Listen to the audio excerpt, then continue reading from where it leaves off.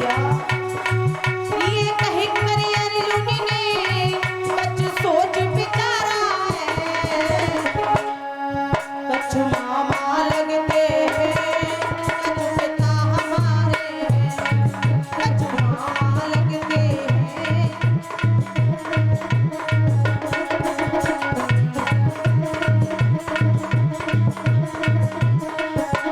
और बोले यहाँ कट कट खून गिरे ले धनुष बाण धारे ये करड़ लगे भैया बाकी रोवेगी भैया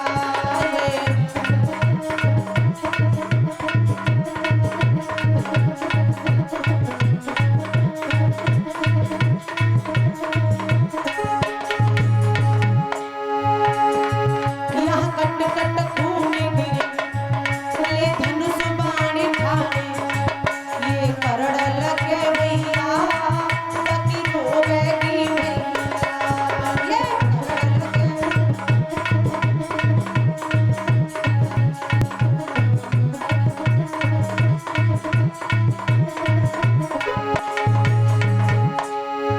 ये कहीं करी अर्जुन ने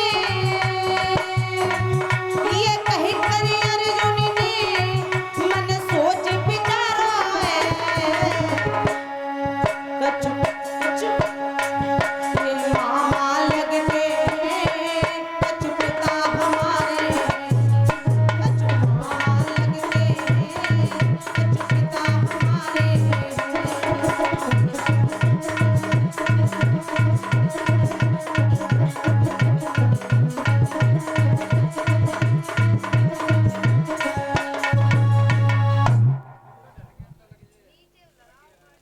आज महाराज तब तो भगवान कन्हैया ने मन में विचार किया अर्जुन ऐसे युद्ध नहीं करेगा। तब तो उसी समय भगवान कन्हैया ने अपना विराट रूप दिखाया गीता का ज्ञान कराया तब जाकर के महाराज अर्जुन ने युद्ध प्रारंभ किया है। इधर युद्ध हो रहा है रोज युद्ध होता है रोज अपने घर जाते हैं दूसरे दिन फिर आ जाते हैं होते करते ऐसे करके 9 दिन बीत गए। जब 9 दिन बीत गए तो देखा है दुर्योधन की सेना मार दी जाती है और महाराज जब सेना मार दी जाती है पांडवों की तरफ किसी का बाल भी बांका नहीं हुआ है। तब तो दुर्योधन ने भीष्म पितामह से कहा बाबा मेरी एक बात समझ में नहीं आ रही। बोले कौन सी बात? ये समझ में नहीं आ रही है कि आप रोज प्रण करते हो कि कल का जैसे सूर्योदय होगा मैं अर्जुन को मार दूंगा मैं अर्जुन को मार दूंगा मैं अर्जुन को मार दूंगा। लेकिन देखते देखते मुझे 9 दिन हो गए लेकिन अभी तक अर्जुन को तुमने मार नहीं पाया। कब मारोगे? मुझे पता होता तो आपकी जगह में कर्ण को खड़ा कर देता। कर्ण अभी तक अर्जुन का ठिकाना लगा देता क्योंकि कर्ण के पास ऐसे 5 बाण हैं जिससे अर्जुन की मौत निश्चित है। भीष्म पितामह से जब इतनी बात कही है दुर्योधन ने कि बाबा तुम्हारी जगह मैं कर्ण को खड़ा कर देता अभी तक तो कर्ण अर्जुन को मार देता। इतनी बात भीष्म पितामह को जब बुरी लगी तो भीष्म पितामह ने उसी समय प्रण कर लिया कुछ भी हो जाए लेकिन मैं कल का सूरज अर्जुन को देखने नहीं दूंगा। तब तो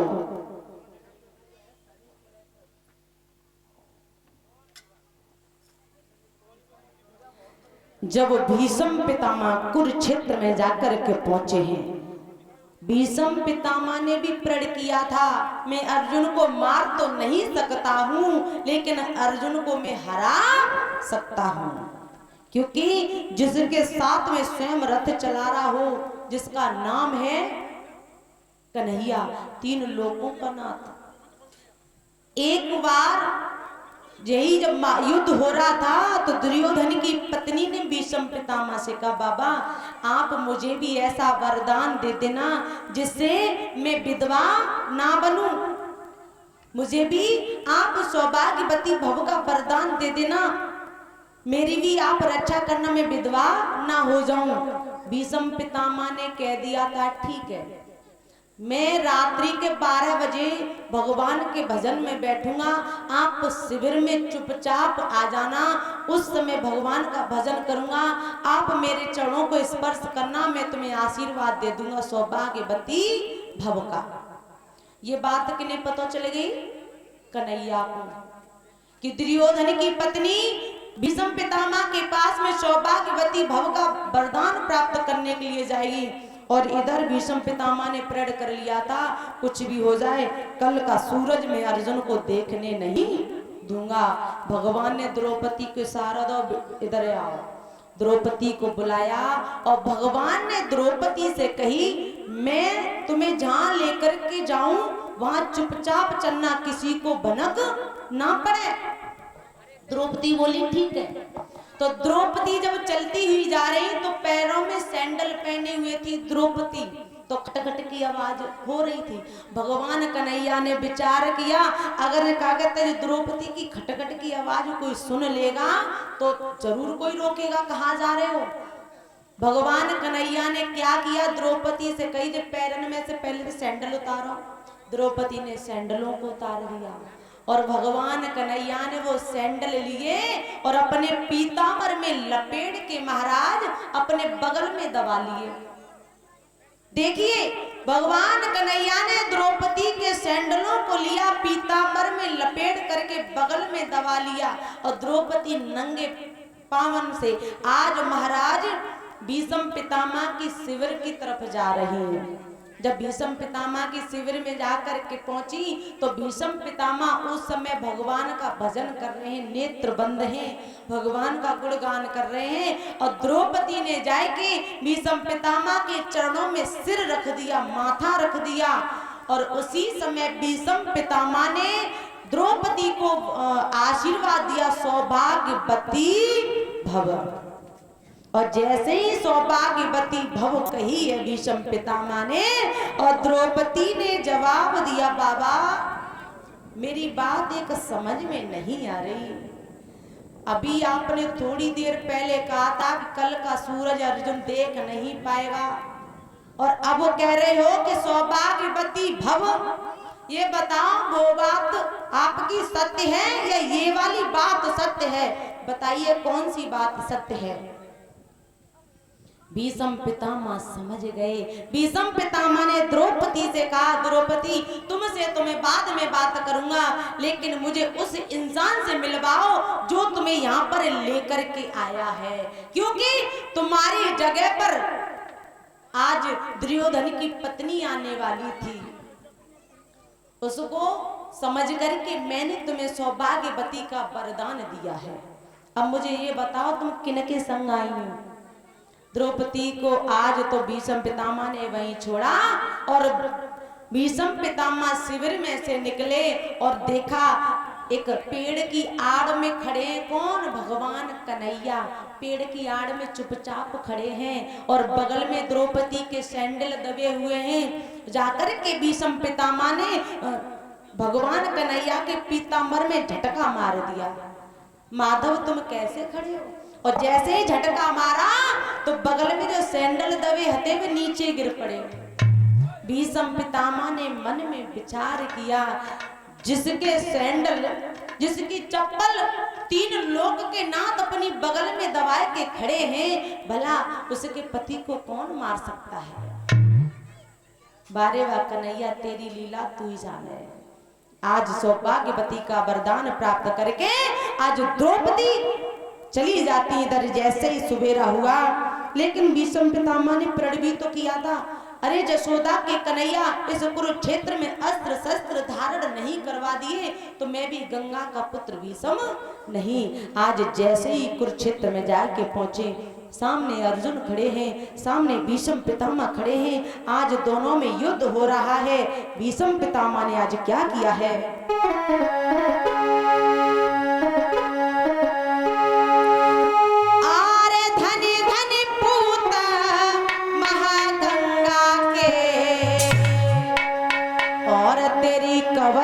करे बड़ाई और तीन लोक के नाथ प्रतिज्ञा उनकी भंग कराई।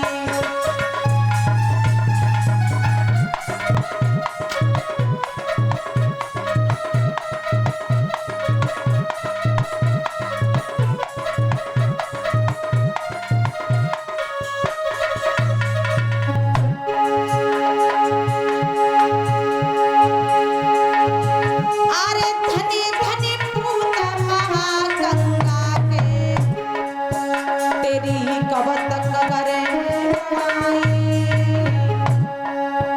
और तीन लोक के नाथ प्रतिज्ञा उनकी भंग कराई।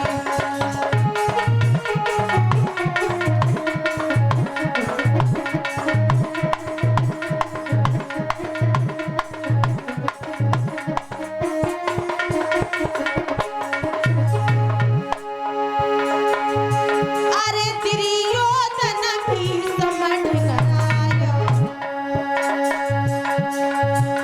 बाबा को दियो सुनाई। और धोखा दे रहे हमें पितामह आज समझ में आई।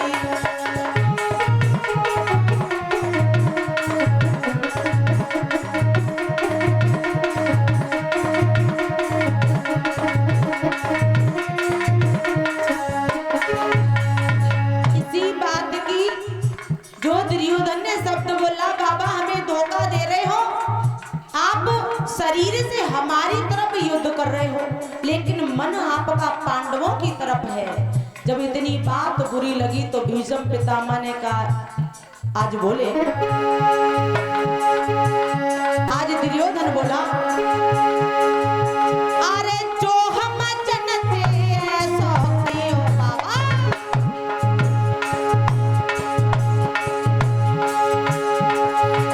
अरे जो हम जनते ऐसा करियो तो करण को बाण कहाके। और अर्जुन की तो कहा चली पाई इंद्रहारी में राते।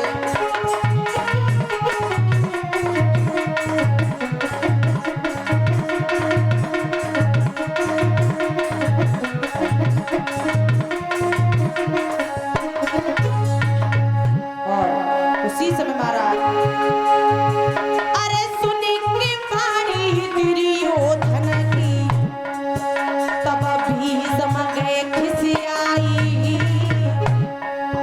और तीन लोक के नाथ प्रतिज्ञा उनकी भंग कराई।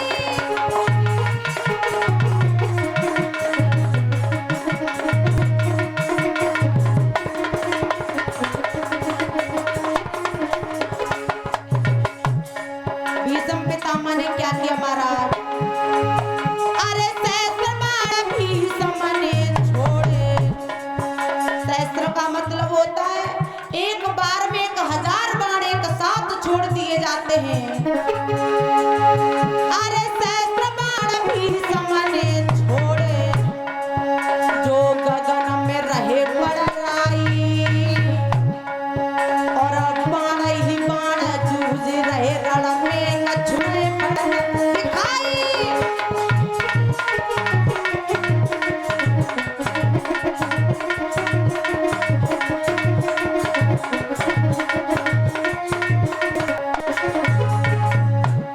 आज महाराज अर्जुन भी खड़ा है, 1000 बाण जैसे गई।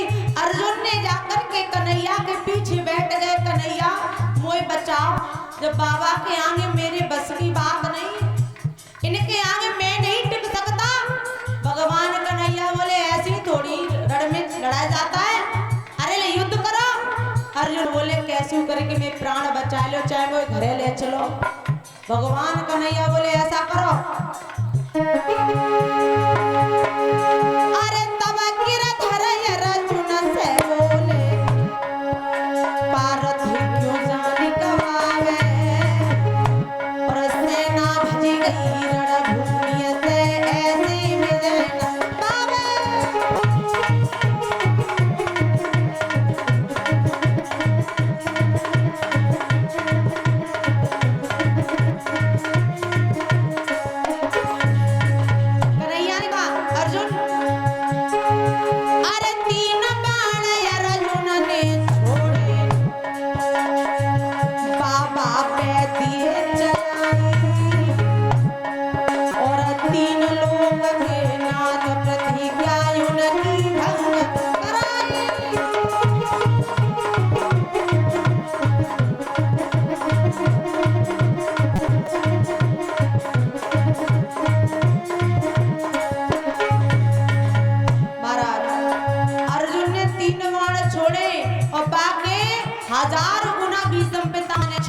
लिए और अर्जुन तो कन्हैया के पीछे जाके बैठ गए, मैं युद्ध नहीं करूंगा, मुझे बचा, मेरी जान आफत में है। भगवान समझ गए अर्जुन इनसे जीत नहीं पाएगा। उसी समय भगवान कन्हैया ने क्या किया है, उसी समय मेरे प्रभु ने अपना पीतांबर लिया। विचार करना, भगवान ने पीतांबर लिया, जमीन पर फेंक दिया और जमीन पर फेंकने के लिए जब उठाने के लिए जब भगवान कन्हैया गए तो भगवान कन्हैया ने अपना एक हाथ जमीन पर रखा। हे धरती मैया, एक भक्त की खातिर मुझे प्रण तोड़ना पड़ रहा है। जब भगवान अपने प्रण को तोड़ते हैं तो प्रलय आती है। धरती मैया को समझाया, धरती मैया ने कहा चिंता ना करो, मैं अपने आप को संभाल लूंगी, आप अपने भक्त की रक्षा करो। आज उसी समय भगवान को उस रणभूमि में आज युद्ध करने के लिए खड़ा होना पड़ गया। अरे क्रोधित आएगो बनवारी, अरे क्रोधित आएगो बनवारी, तब कूद पड़े बहराई और अंगुली सीधी करी, कृष्ण ने चक्र दयो लहराई।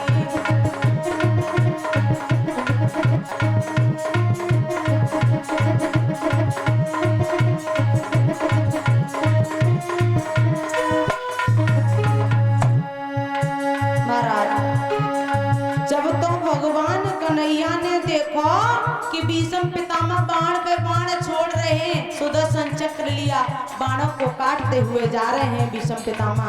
और जब बाणों को काटते हुए जा रहे हैं भीष्म पितामह, उसी समय महाराज भीष्म पितामह ने आज देखा इतना सुंदर दृश्य है, विचार करने वाली बात है। और भीष्म पितामह बोले, अरे तब गिरधर अर्जुन से, अरे तब भीष्म गिरधर से बोले, प्रभु जी तेरा और कर दे वो उद्धार, प्रभु अपने हाथन से मारो।